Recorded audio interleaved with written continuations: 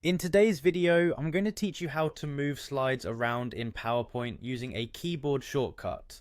Whether you're preparing for a big presentation or just organizing your slide deck for class, knowing how to efficiently rearrange your slides can save you a lot of time and hassle. Let's start by exploring a couple of methods you can use to move slides around in your presentation. First up is the classic drag and drop method. This is the technique most people are familiar with and offers a simple and intuitive way to rearrange slides using your mouse. Begin by making sure you are either in the normal view or slide sorter view in PowerPoint. You'll notice the slide pane on the left hand side of your screen. This pane displays thumbnail images of all your slides.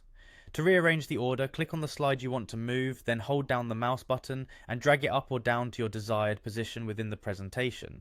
Once you've highlighted the new location, simply release the mouse button to drop the slide in place.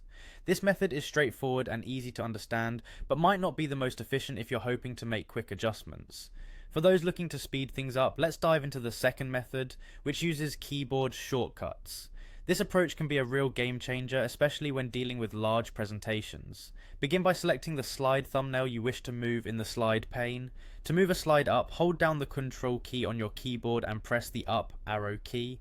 Conversely, to move a slide down, you simply hold Control and press the down arrow key. Each press of the arrow key will move your selected slide one position up or down. This handy shortcut can significantly cut down on the time spent shuffling slides around, making it perfect for those last minute tweaks. Now here's a bonus tip for you. If you need to move multiple slides simultaneously, PowerPoint has you covered. You can select multiple slides by holding down the Control key while clicking on the slides you wish to group together. Once selected, use the same shortcuts, Control plus the up or down arrow keys to move the slides as a group. This can be particularly useful when you're trying to shift an entire section of your presentation.